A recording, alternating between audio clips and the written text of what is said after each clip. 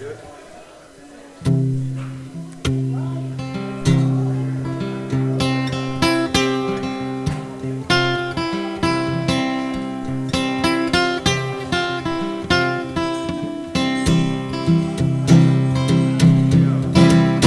did the rose ever open?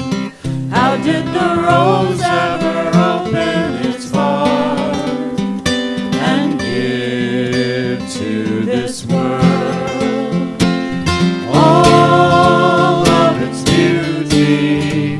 How did the rose ever open? How did the rose ever open its heart and give to this world all of its beauty? Without the encouragement of life, without the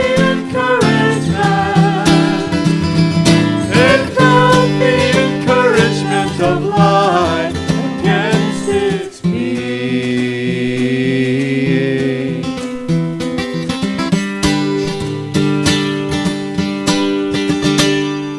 Otherwise we all remain too frightened. Otherwise we all remain too frightened. Try it with us. I know it's a lot of words, but here we go. How did the rose ever open? How did the rose ever open its heart and give to this world all of its beauty? How did the rose ever open? How did the rose ever open its heart and give to this world all of its beauty? It found the encouragement of life. It found the encouragement. It found the encouragement of life against its being.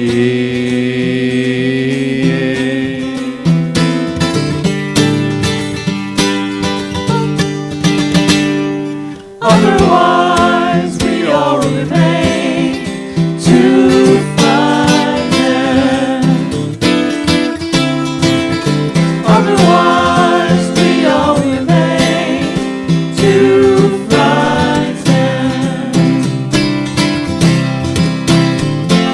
You get one more chance. Here we go. How did The rose ever open?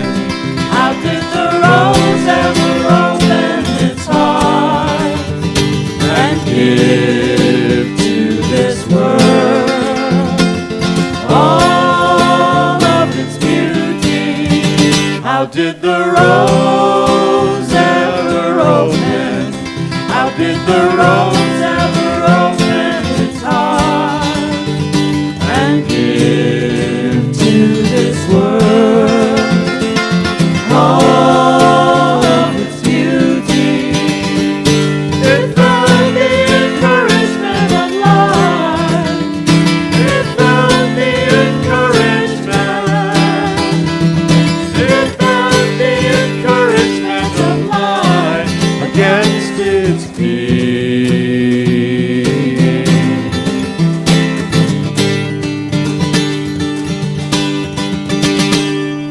Otherwise we all remain too frightened.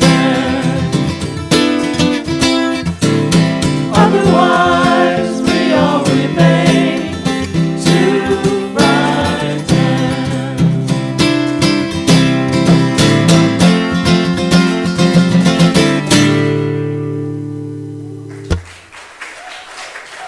Thank you. Good morning. Words from, I think, Hafiz. Well, it might be Rumi. I should have checked between services. Yes, so lovely to be here with you. And as we open to Spirit and allow Spirit to open our hearts. That's why we're here. And I'm going to invite Sam House to come on.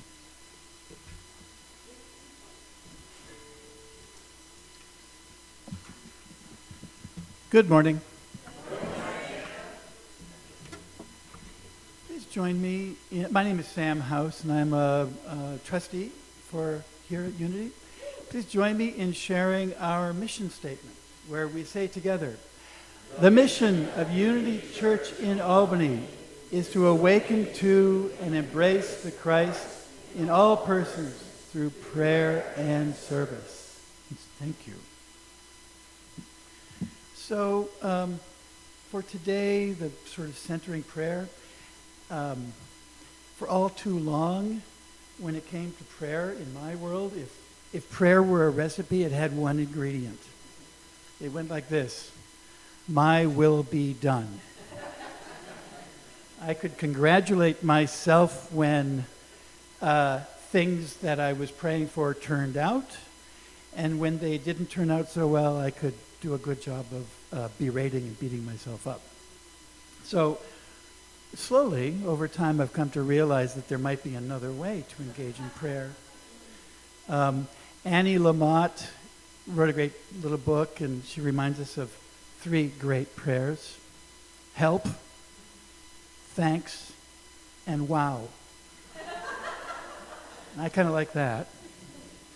Unity gives us its own approach to prayer through denials and affirmations. You know, a denial is that statement that I no longer grant that thing to have power over me. Yes. And the affirmation side of things. I affirm the truth of what I am seeking, that it is so and it is so now. Beautiful.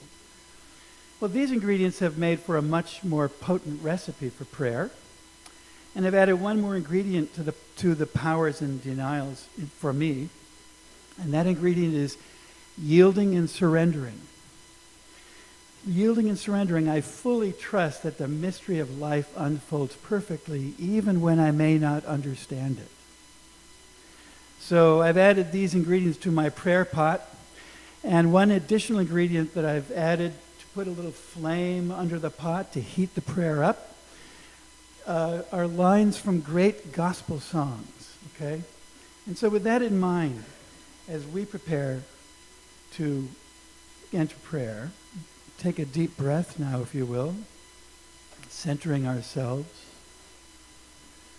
focusing ourselves on a specific thing that you are facing in life right now. Just take a moment. Look at what's a specific thing that you want to bring a little prayer to. It might be a health concern.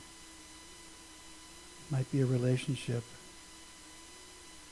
It might be a career issue. Or it might be a condition of our world today. Whatever it is, just bring it up front and center and hold it there in front of you. And now let's bring these 3 ingredients to your prayer, the ingredients of denial, affirmation, and yielding as you focus on this issue. Denial. Don't let nobody turn you around. Don't let nobody turn you around. Don't let nobody turn you around. Keep your feet on solid ground. Or, I shall not be moved. I shall not be moved, just like a tree planted by the water. I shall not be moved. Onto denial in the prayer, or onto affirmation in the prayer. Think of the same issue that you've got focused on. This little light of mine, I'm gonna let it shine. This little light of mine, I'm gonna let it shine. This little light of mine, I'm gonna let it shine. Let it shine, let it shine, let it shine. And finally on to yielding.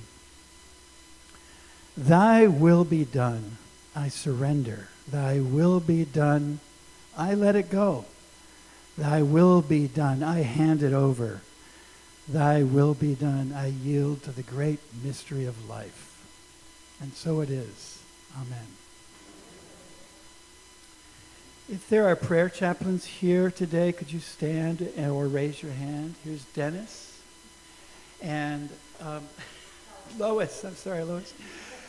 Dennis and Lois will both be available at the back of the church or somewhere else around. Please find them if you've got a specific prayer that you want to engage with them in. You know, we have today Dana Marrocco, who's joining us.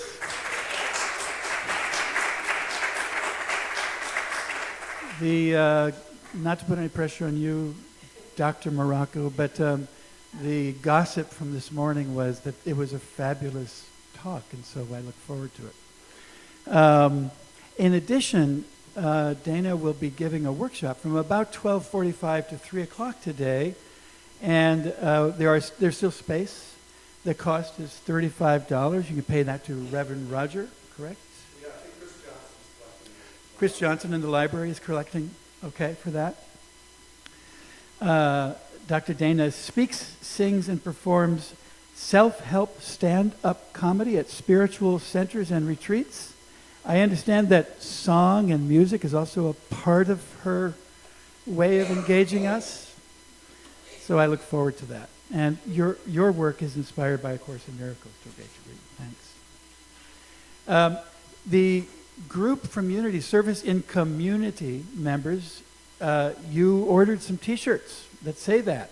And they've arrived and they're available to be picked up in the lobby after the service, or you can pick them up in the office on Tuesday between 11 and 3.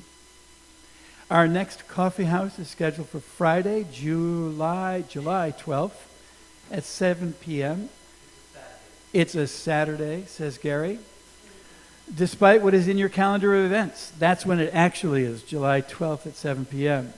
And you can sign up in the lobby or arrive at 6 o'clock in the evening to claim your spot. Jeff Bowers, who had there was a wonderful memorial service for him last week, I believe. His photography is still available for donation. It's in Fellowship Hall. These pieces are from Jeff Bowers' collection and are available to take home, provided a love donation be sent to Irene Lechleiter. All proceeds will go to Jeff's son Blake for funeral costs. Detailed info on where to send money is included on flyers available in Fellowship Hall. There's still space to register today. Oh, that's what I said already, the workshop. Father's Day is June 16th, and you can email unityalbany@yahoo.com pictures for Father's Day slideshow. The deadline for these father pics is Friday, June 7th. Please include Father's Day pic in the subject line. We're actively recruiting 9 a.m. service ushers, and they will soon become 10 a.m. ushers for the summer because we will have only one service. And if you feel moved to serve, and we hope you do, please see Sally Deshane or simply sign up on bulletin board in the lobby. And yes, next Sunday, May 26th, kicks off our summer schedule, holding one morning service at 10 a.m. If you come at 11, you'll be joining the people who are exiting. If you come at 9, you'll be way early. There's a new Earth Care Committee holding our first meeting today, Sunday, May 19th, and every third Sunday of the month, which will meet after the 11 a.m. service, or 10 o'clock service in summer. It will meet in the garden room from 12 to 1. And if you're interested, please sign up in the lobby. It's really great that Unity is really looking beyond just itself out into the condition of our planet in this way. Unity Church is marching with pride. Tie-dye Unity T-shirts will be ordered if you want one. And to order, there's a whole thing. Write your T-shirt size by your name on the Pride Parade. Sign up in the lobby before May 26th. If you can't join us on June 9th for the parade but still want a shirt, Write your name, email, and shirt size on a slip of paper and place it in the red mailbox in the lobby. We still need 2 volunteers to man Unity's table at noon during the march and at 4-ish to take down the table and return it to the church. Sign up in the lobby or contact Nina Forget Corcoran if you're interested. And again, I know we've said this before, but this Pride Parade and the event that follows in the park is just magical. It's so uplifting, and I highly recommend come march in the Unity aspect of the parade, or come to watch it, come to play. We have 2 more announcements. Today's mini bouquet is from the Lilac Garden of Nancy Wells in memory of her grandmothers. And Nancy, I won't embarrass you by asking you to stand up, but you are dressed like a lilac today, okay?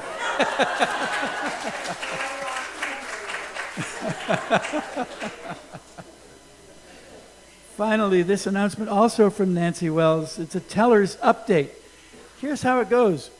We're looking for a few good Monopoly players to join the teller team.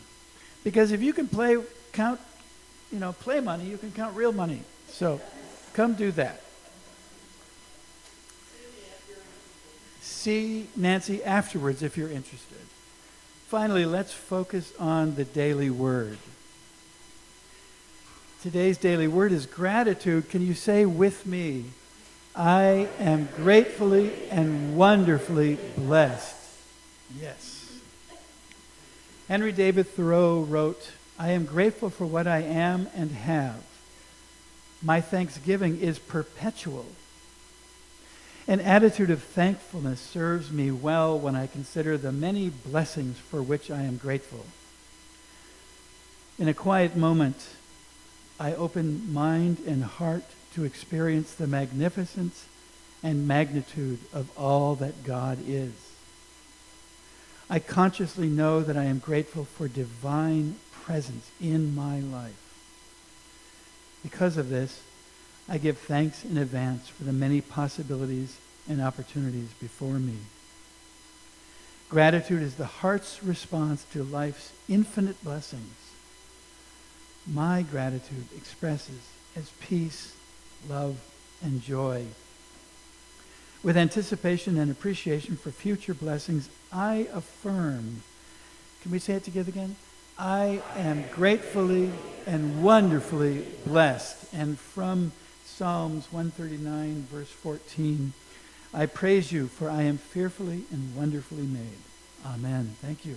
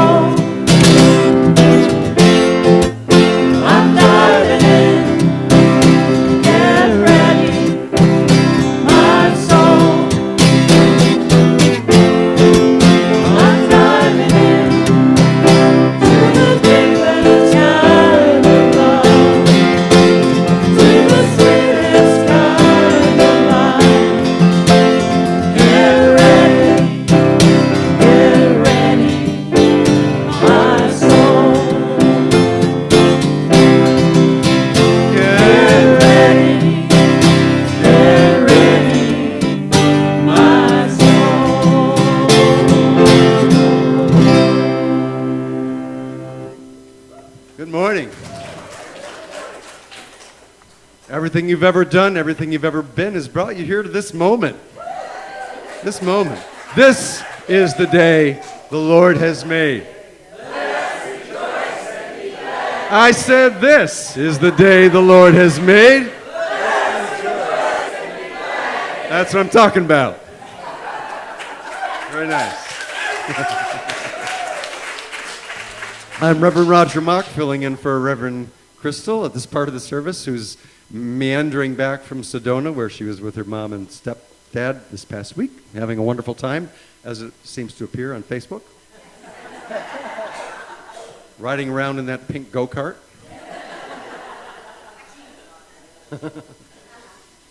So I need to ask, is anyone here for the first time today? Would you raise your hand? We have a little gift for you. Anybody?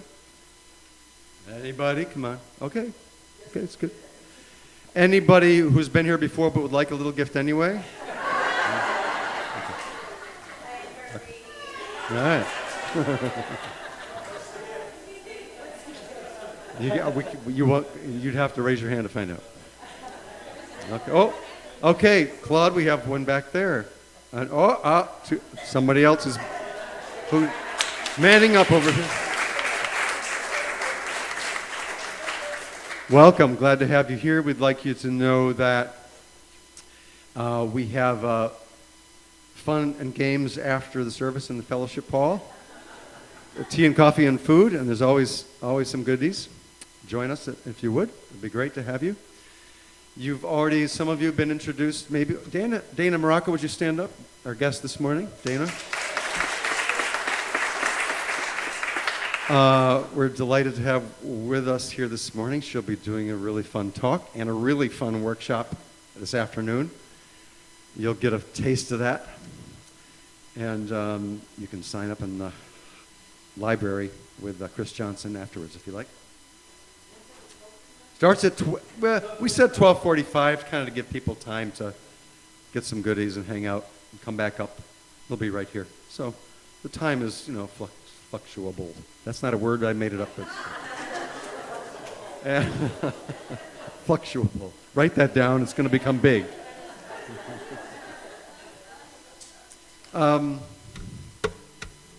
What have I missed that I need to say? I think that's it. Pray. We have ways of praying with you, especially if you're new and you don't know about this. We love to pray with you. There are little prayer slips in the pew, which somebody is now holding up here and there.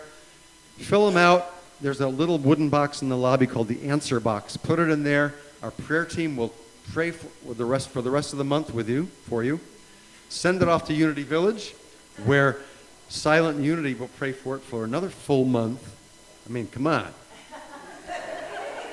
Well, that's a good deal.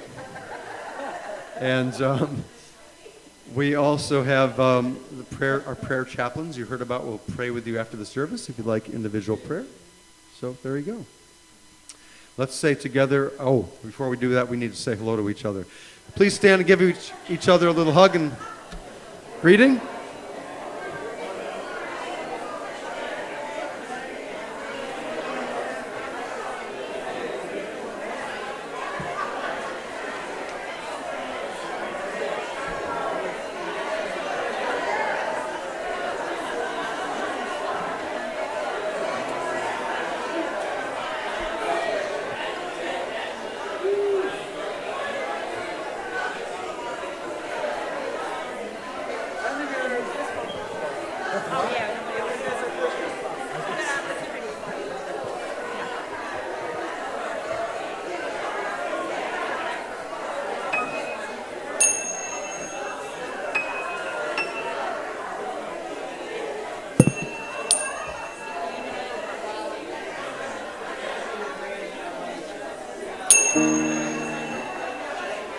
That was your cue. Come on back. And we'll say together our statement of oneness, the power of Christ's love. From any sense of separation from the Spirit. There is only one presence.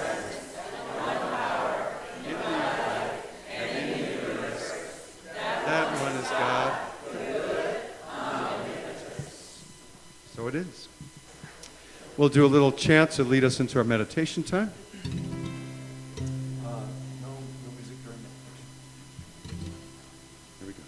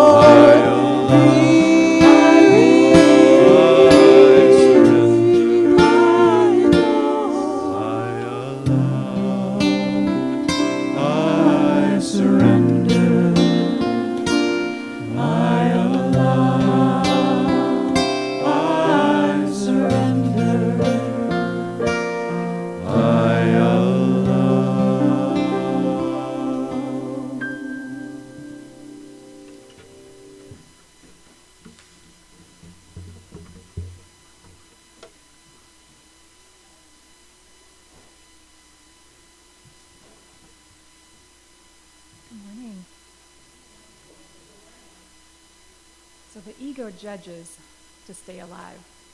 So this meditation will be an exercise in releasing judgment to uncover the knowledge beyond it. So yes, there's a reward. I invite you to sit comfortably and close your eyes. Rest your hands on your thighs, palms turned upward. Lengthen your spine and roll your shoulders back and down, lifting your chin slightly.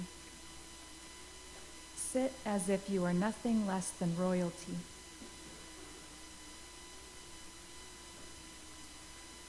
Become aware of your breathing in and out through the nostrils. Don't try to change your breathing.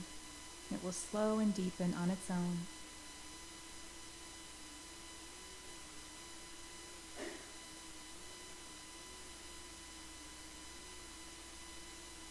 Now practice watching your thoughts as they arise. In your mind, label each thought with a like or dislike. We automatically do this with every thought, but are usually unaware of it. Resist trying to influence the thoughts that come up. Just label each one like or dislike. If your mind wanders away from the task, just bring it back as soon as you're aware of it. I will give you 2 minutes to practice labeling your thoughts like or dislike.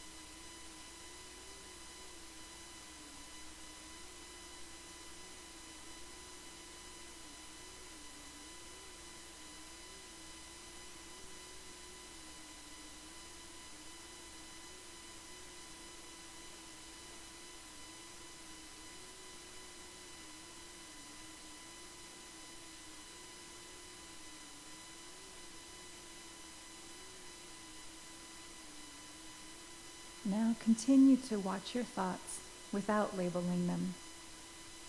Watch them with a slight disinterest, as if you were watching someone else's thoughts. But continue to watch them without labeling them. Just let them be. For 2 minutes, watch your thoughts without labeling them.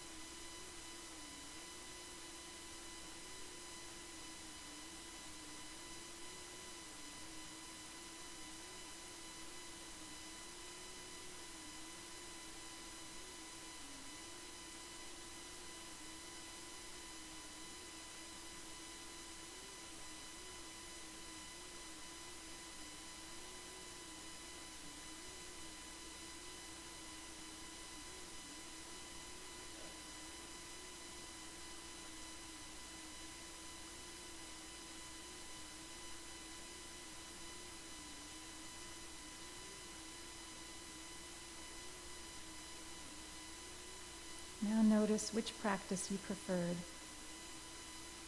Judgment is our default setting, but it is not our natural state. Judgment is exhausting. Judgment is simply not necessary. When we release the urge to judge, we instantly access the knowledge beyond it. This knowledge brings a feeling of unalterable peace. A helpful affirmation is, I am the peace beyond all judgment. I am the peace beyond all judgment.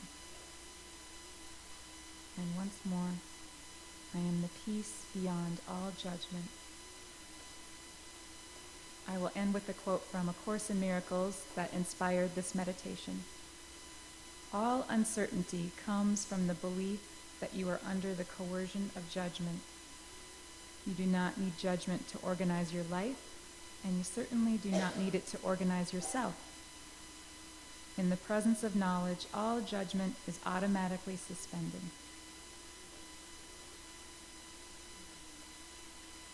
And when you are ready, you can open your eyes.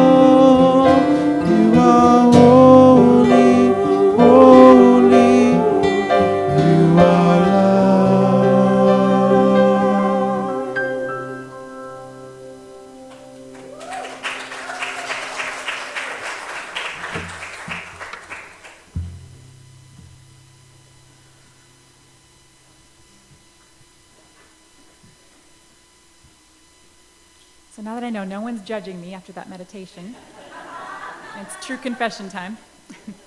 I'm going to start by telling you about a gift I was born with. No need to be jealous, though. And some of you might actually have the same gift. It's the gift of feeling dead inside. And I saw it as a curse, the curse of depression. And since depression ran in my family, I think I just accepted it on some level for a very long time. I was raised Catholic, but I wasn't active in the church by choice because it wasn't a welcoming experience for me. I tried therapy, which was helpful, but certainly no cure. But I became really interested in how the mind worked and why we do the things we do.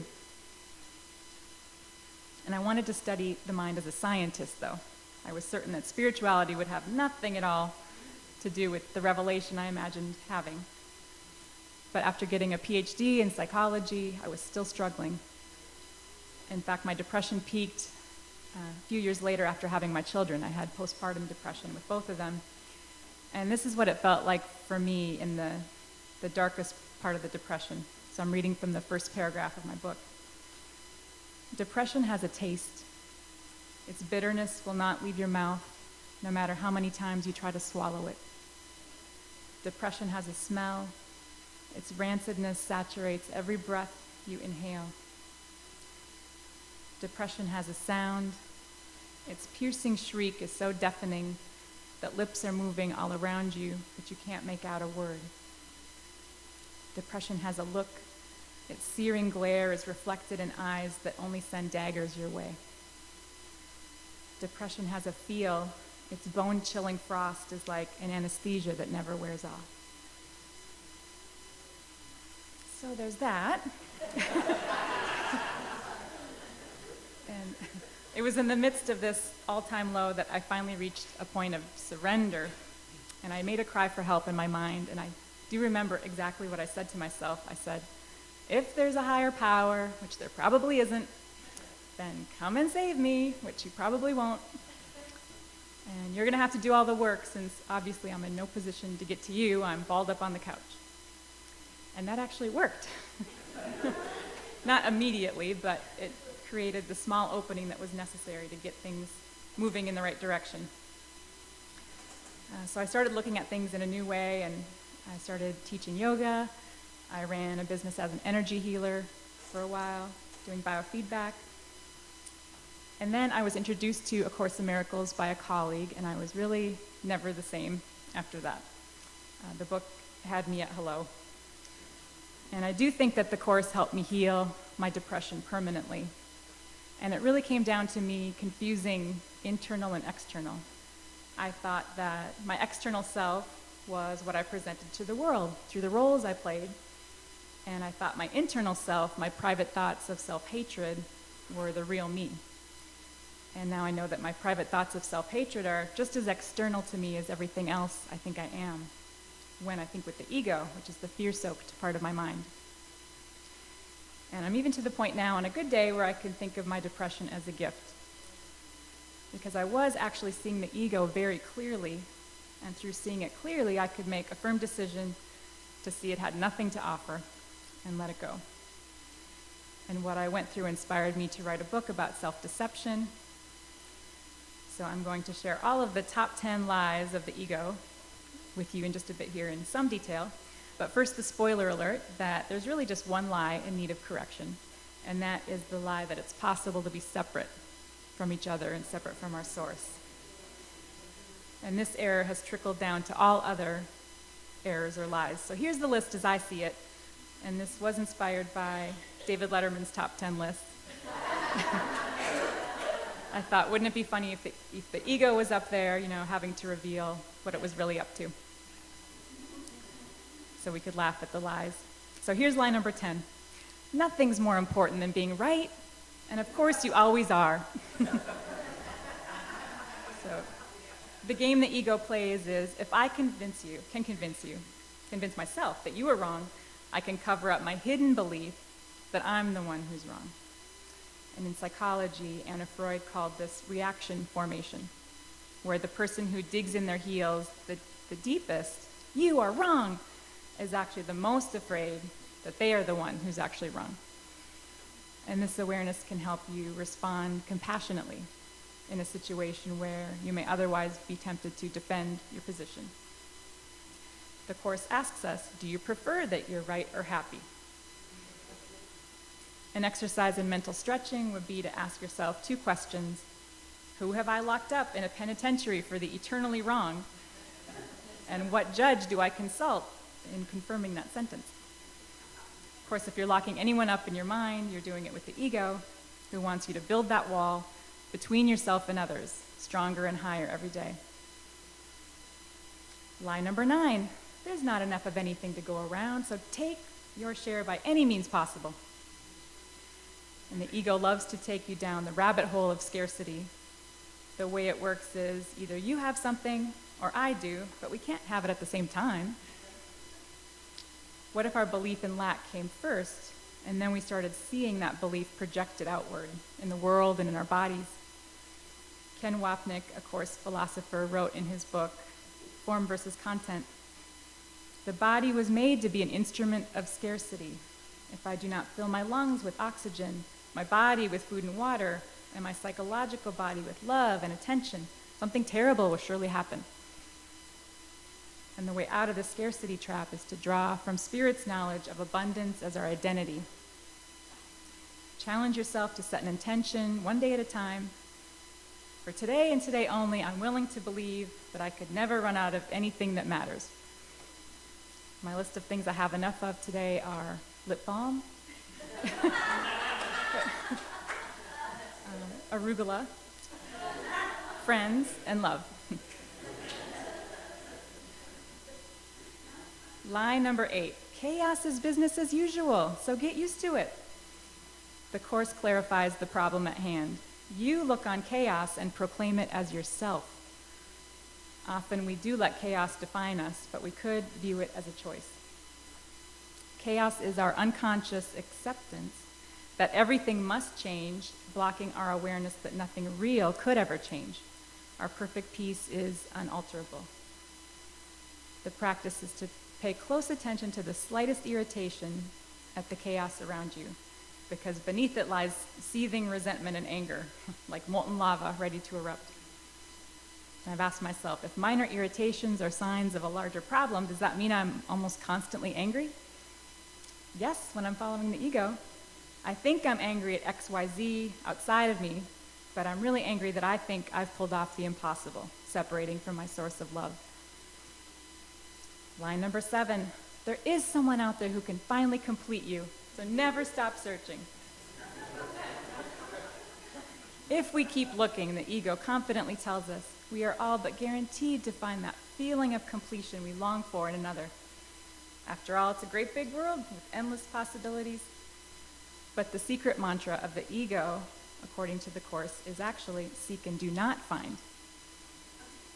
And ego-driven relationships are very primitive. I've looked at my husband like he was the president, meaning there's no better person to carry out my agenda.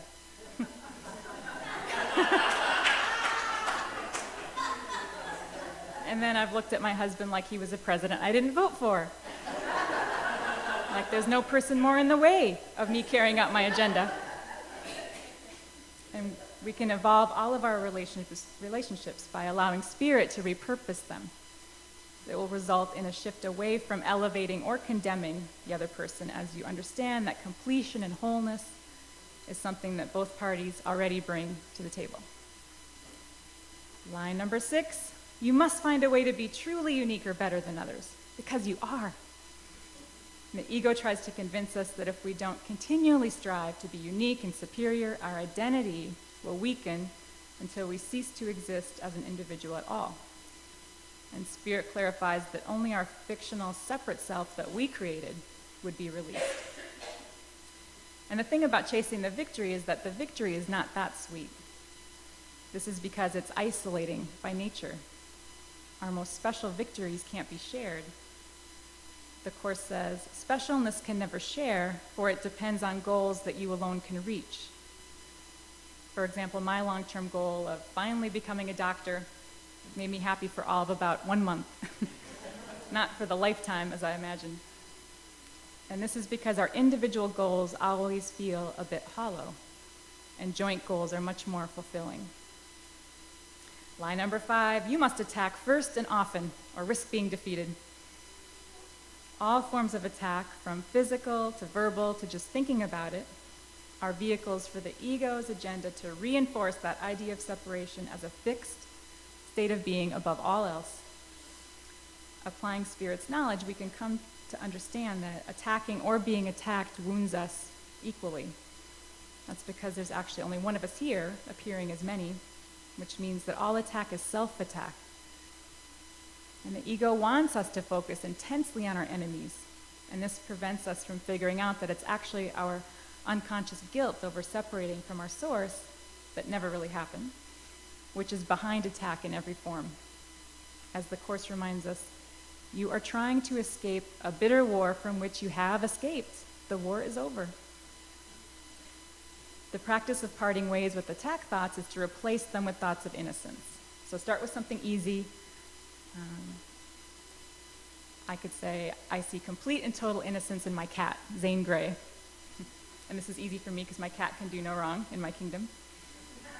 And then just keep going and eventually include those who you feel have wronged you. So I could say, I see complete and total innocence in this school bus driver. And this has been difficult for me since my daughter was injured on the bus and I didn't think the driver handled it well. And this is related to lie number 4, the person who can hold a grudge the longest wins. So hang on tight. The ego will cheer us on until we hold the last grudge standing, the ultimate prize. It's a mantra of only the weak let things go. And if we do, against all odds, attempt to release a grudge under the ego's guidance, it will be of little value.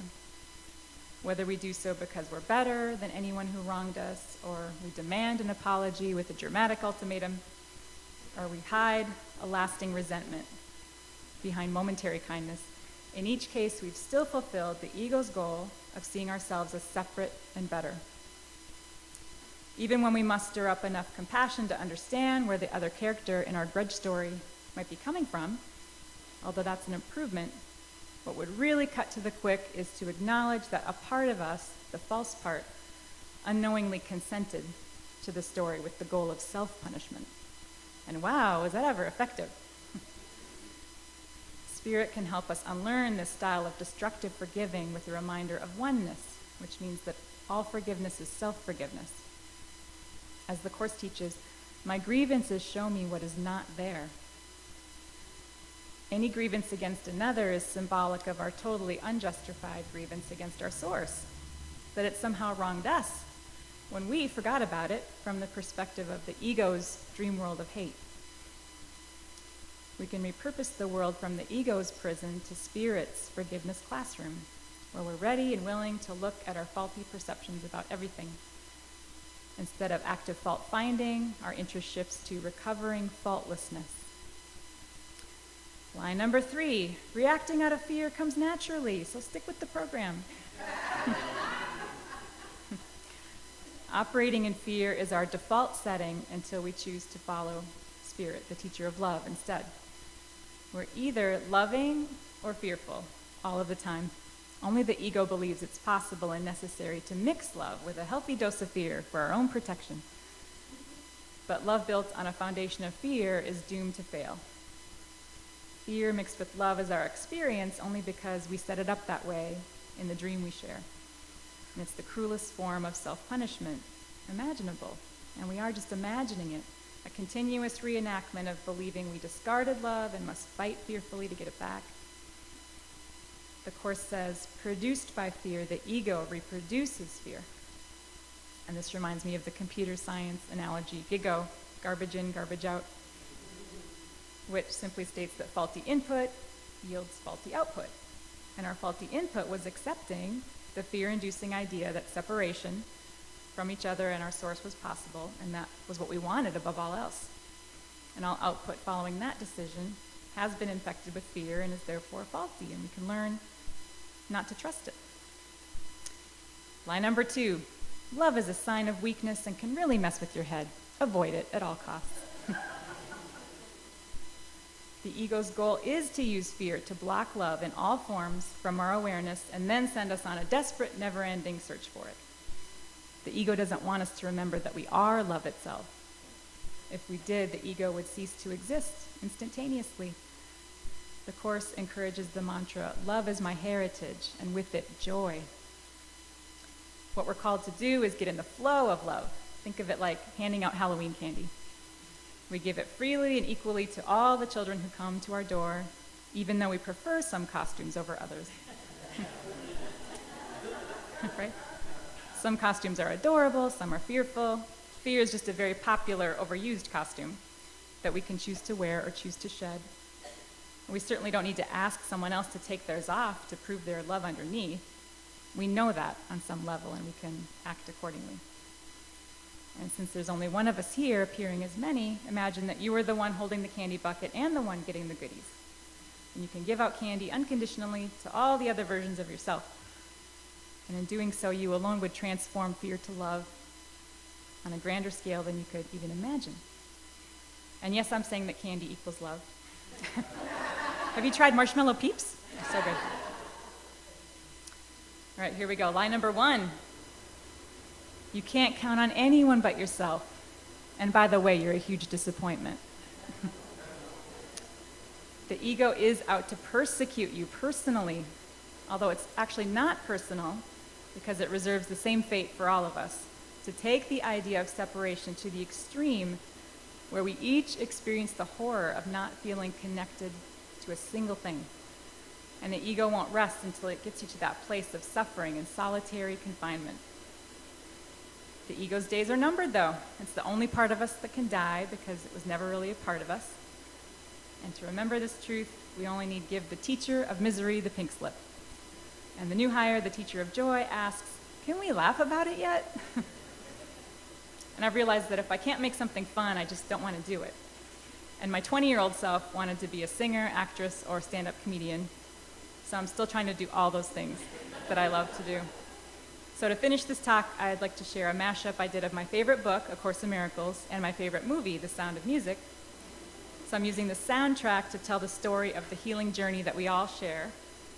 And it really is universal, and we can find comfort and laughter in that. And please sing along.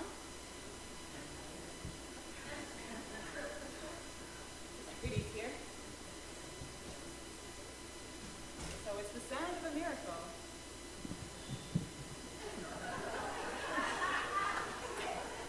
So the lonely goat herd is now the lonely ego. Out of the mind came a big projection. You're guilty, and you're guilty, and you're guilty too. Guilty of what? It doesn't matter. You're guilty, and you're guilty too. I said you're guilty. Oh yes, you're guilty. You're really guilty. It must be true.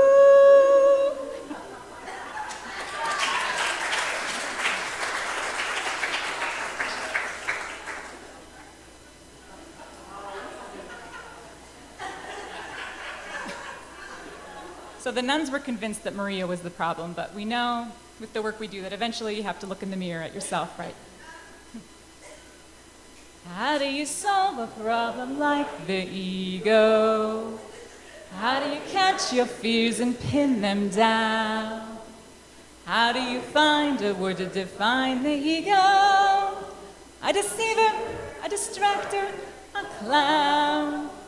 Oh, how do you solve a problem like the ego? Know that it's the only problem around.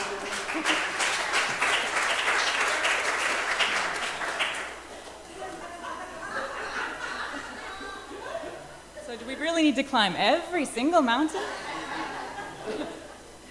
Don't climb every mountain.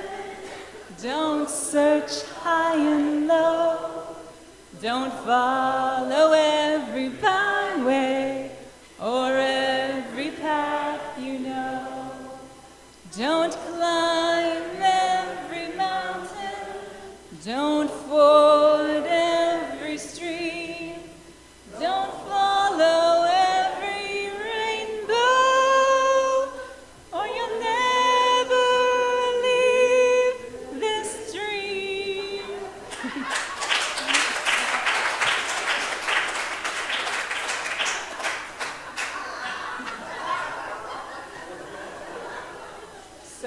favorite things is now my ego's favorite things. Darkness and terror and utter destruction, sickness and death and slowing down for road construction, geese that can't fly with oil spill coated wings. These are my ego's favorite things. A flesh-eating virus and thoughts of self-hatred. Churches set fire because nothing is sacred. Silver white winters that never melt into spring. These are my ego's favorite things. When the ego bites, when the ego stings, when I'm feeling sad, I simply remember these are not my favorite things, and then I don't feel so bad.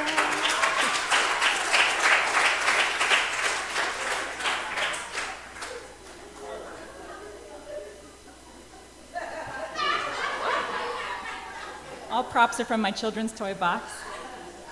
Who could forget the star-crossed lovers under the gazebo in the rainstorm, finding completion in one another, and see how that turns out.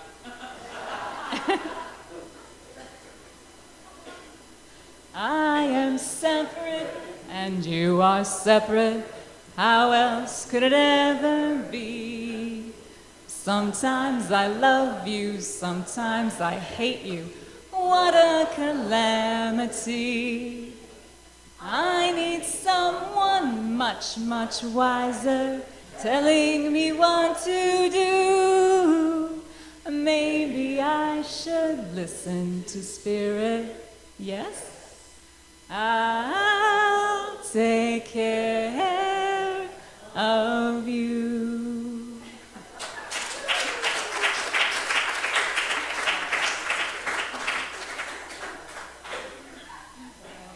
Now we're starting to see like Spirit sees, with the rose-colored glasses. Spiritual sight, spiritual sight.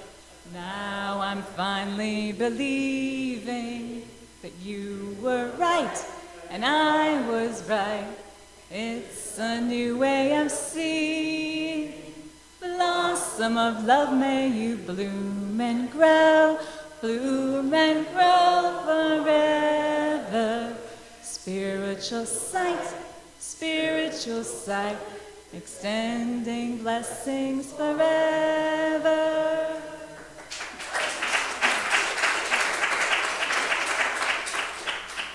Now we're moving past form and past props, because I couldn't think of any other ones.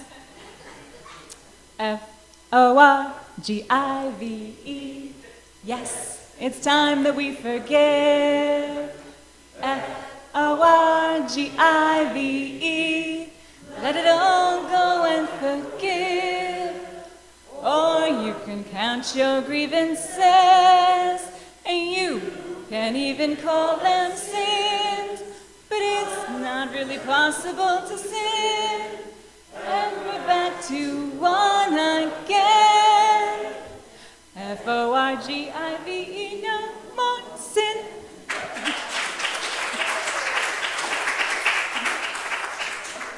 All right, we're getting somewhere now. So long, farewell, our fear is finally gone. We feel the peace, we know it won't be long. We're glad to know that death is a big fat lie. We flit, we float, we fleetly flee, we fly. Goodbye to our fear. Goodbye. Let's all cheer. Goodbye.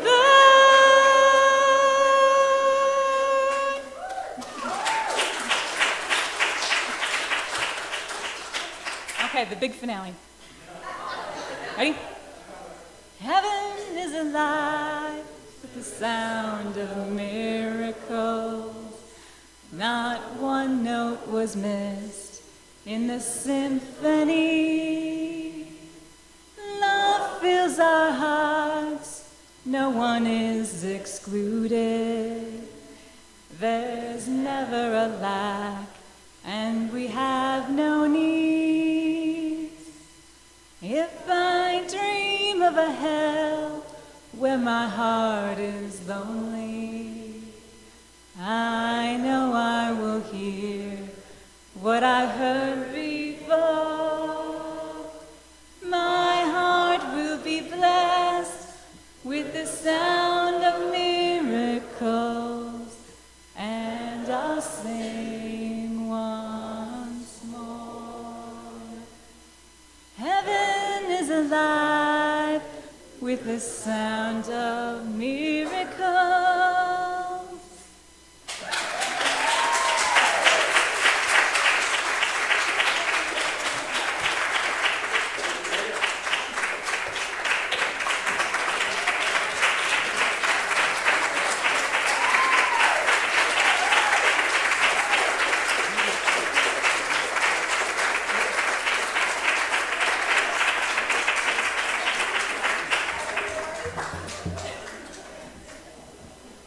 Right. Well, the good news is there were so many points in that talk. It's like you wanted to write. You can just buy the book, so, and come to the workshop as well. So. It's time for our offering, so I invite you to take a moment to find what you'd like to offer this morning, and allow that to come from gratitude and from joy. And you can hold it to your heart if you wish when you're ready, and we'll say together our offering blessing. Divine love flowing through me, blesses and multiplies all that I have, all that I receive, and all that I receive. We are blessed to know that Spirit is our source. Thank you, Father, Mother, God, and so it is. Amen.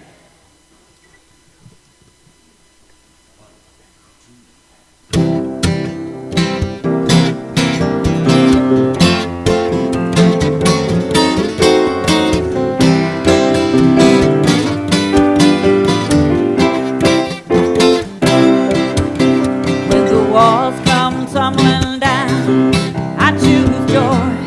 I choose joy. When the world stops spinning round, I choose joy. I choose joy. When my heart's too hard to move, and my music's slow to move. When I have too much to prove, I choose joy. I choose joy. Sing it with me now. When hate is all I see, I choose joy. I choose joy.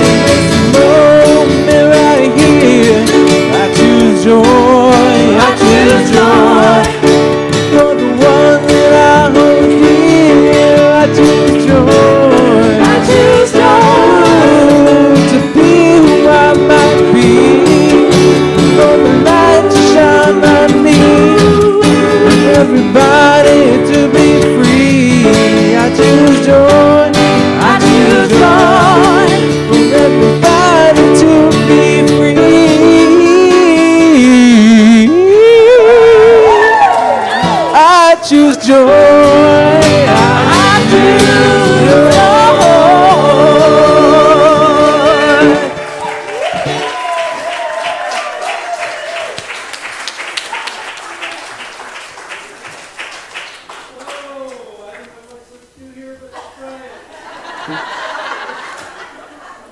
Joyfully celebrate the blessings of this gift, the gift of this community, and the way that it gives in so many ways, including what's in this passage. We are so grateful. Thank you, Mother, Father, God. So it is. Amen.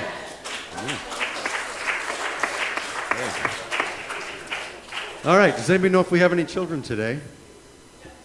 There's one? Okay, they may be coming. He or she may be coming. You want to take a quick look and Bob will go get them. Meanwhile, so 12:45 workshop. I know that you can expect a lot of the same fun and games with Dana this afternoon. So sign up for that in the library with Chris Johnson if you haven't already. And if you, that's all I need to say about that. Tonight is our one-song service at 6 o'clock. We are celebrating Buddha's birthday, which is called Wesak. It comes on the full moon this time of year. It's the celebration of both his birth, enlightenment, and passing from this world. And so happy Buddha's birthday. And anything else? We have anything else coming up that we should need to point out? It's all been announced, right? Okay. All right, we're just waiting. Okay, Jerry Ann points out that we're already ready to sign up people for a wonderful retreat in September with Paulette. Paulette, what's her last name? Pipe? Pipe.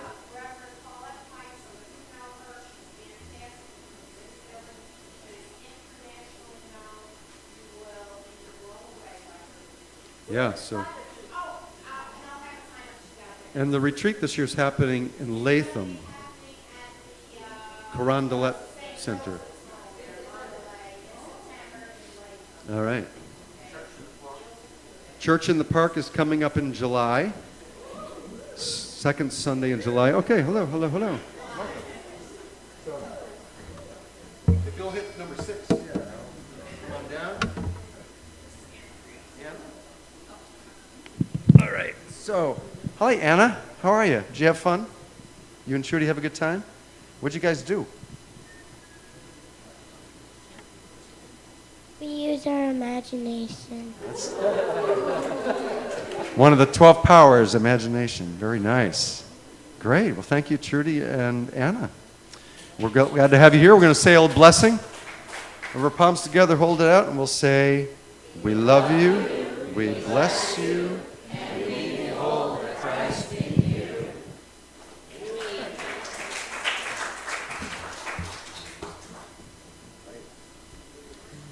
And I'll invite you to join hands.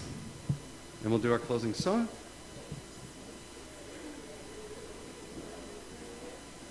All right. 1, 2, 3.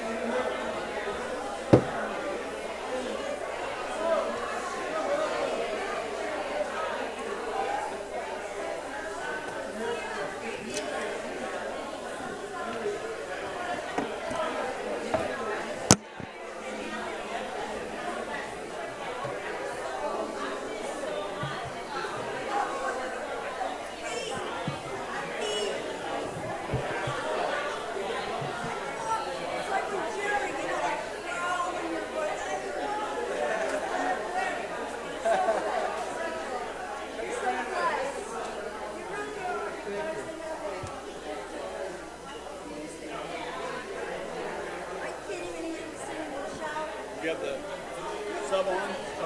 Yes, for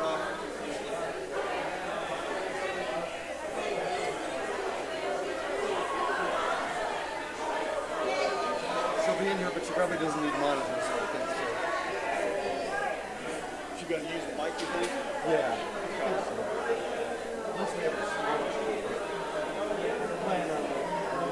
Okay.